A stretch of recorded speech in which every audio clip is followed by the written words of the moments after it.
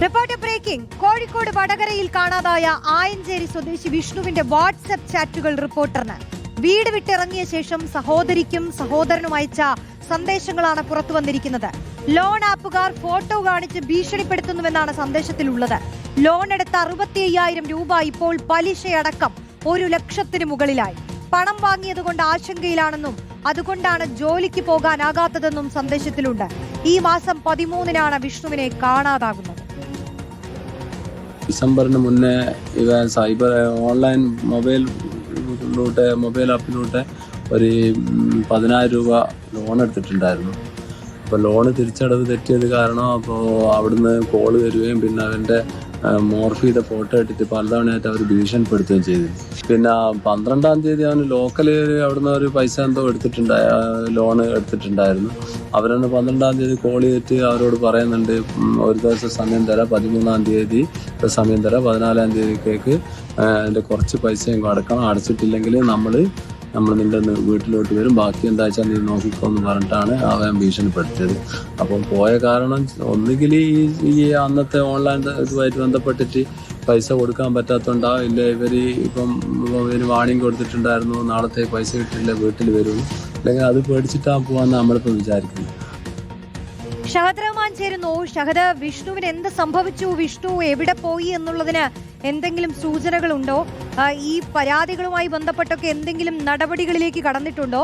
കൊള്ളപ്പലിശയാണ് ഈ loan app സംഘം ഈടാക്കിയിട്ടുള്ളത്. ഇതിലിപ്പോൾ ഇവർ പ്രതികരിക്കുന്നതടക്കം കേട്ടു നോക്കുമ്പോൾ ആശങ്ക തോന്നുന്നു. തീർച്ചയായും ആ കുടുംബവും ആ നാടും വലിയ ആശങ്കയിൽ തന്നെയാണ്. കാരണം വിഷ്ണുവിന് എന്ത് സംഭവിച്ചോ എന്നത് സംബന്ധിച്ച് ആ കുടുംബത്തിന് ഒരു വ്യക്തതയുമില്ല. പോലീസ് ഇതുമായി ബന്ധപ്പെട്ട് അന്വേഷണം ആരംഭിച്ചിട്ടുണ്ട്. അവസാന ലൊക്കേഷൻ, അതായത് ടവർ ലൊക്കേഷൻ കാണിച്ചത് കാസർഗോഡ് ജില്ലയിലാണ്. കാസർഗോഡ് ജില്ലയിൽ എത്തി എന്ന് പോലീസ് മനസ്സിലാക്കിയതിന്റെ അടിസ്ഥാനത്തിൽ അതുമായി ബന്ധപ്പെട്ടുള്ള അന്വേഷണം പോലീസ് നടത്തി. ഇപ്പോൾ പോലീസ് മനസ്സിലാക്കുന്നത് വിഷ്ണു ട്രെയിൻ മാർഗം മറ്റേതെങ്കിലും സംസ്ഥാനത്തേക്ക് കടന്നിട്ടുണ്ടാകാം എന്നുള്ളതാണ്. അതായത് ബാംഗ്ലൂർ ഉൾപ്പെടെയുള്ള അല്ലെങ്കിൽ മറ്റിടങ്ങളിലേക്കൊക്കെ പോയിട്ടുണ്ടാകാം, ഏതെങ്കിലും സംസ്ഥാനത്തേക്കോ അല്ലെങ്കിൽ ബാംഗ്ലൂർ ഉൾപ്പെടെയുള്ള സ്ഥലങ്ങളിലേക്കോ പോയിട്ടുണ്ടാകാം എന്നുള്ളതാണ് ഇപ്പോൾ പോലീസ് അനുമാനിക്കുന്നത്. അതുകൊണ്ട് അതടക്കമുള്ള കാര്യങ്ങളിലേക്കുള്ള അന്വേഷണം ആരംഭിച്ചിട്ടുണ്ട്.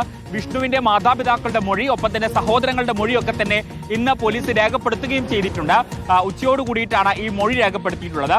ഇതിൽ പ്രധാനമായിട്ടും വിഷ്ണുവിനെ സംബന്ധിച്ചിടത്തോളം വിഷ്ണു നാട് വിട്ടു പോകാനുള്ള ഒരു കാരണമായിട്ട് കുടുംബം പറയുന്നത്, കാരണം വിഷ്ണുവിന്റെ മൊബൈൽ ഫോണിലെ കോണ്ടാക്ട് ലിസ്റ്റുകൾ ശേഖരിച്ച് അതിലുള്ള ആളുകൾക്ക് വിഷ്ണുവിന്റെ മോഫ് ചെയ്ത ചിത്രങ്ങൾ അയച്ചു നൽകുകയാണ് ചെയ്യുന്നത്.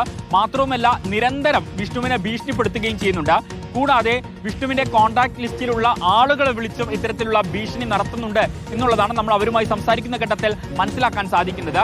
കാരണം വിഷ്ണു എന്ന് പറയുന്ന ആൾ ഇത്ര പണം തരാനുണ്ട്, അതുകൊണ്ട് നിങ്ങൾ എത്രയും വേഗം അവരെ കോണ്ടാക്ട് ചെയ്യണം, മാത്രമല്ല നിങ്ങളുടെ പേരും വിവരങ്ങളും ഒക്കെ തന്നെ ഞങ്ങൾ പക്കലുണ്ട്, നിങ്ങളാണ് റഫറൻസ് ആയിട്ട് നൽകിയിട്ടുള്ളത് എന്നുള്ളതാണ് ഓരോ ആളുകളോടും വിളിച്ചു പറയുന്നത്.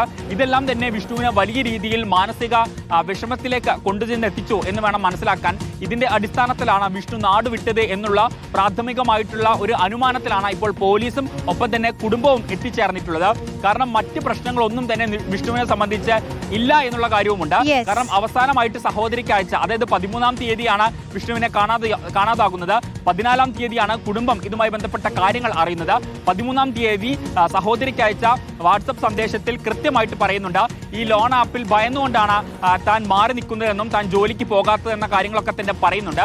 അതുകൊണ്ട് എത്രയും വേഗം വിഷ്ണുവിനെ കണ്ടുപിടിക്കണം എന്നൊരാവശ്യമാണ് കുടുംബം ഉന്നയിക്കുന്നത്.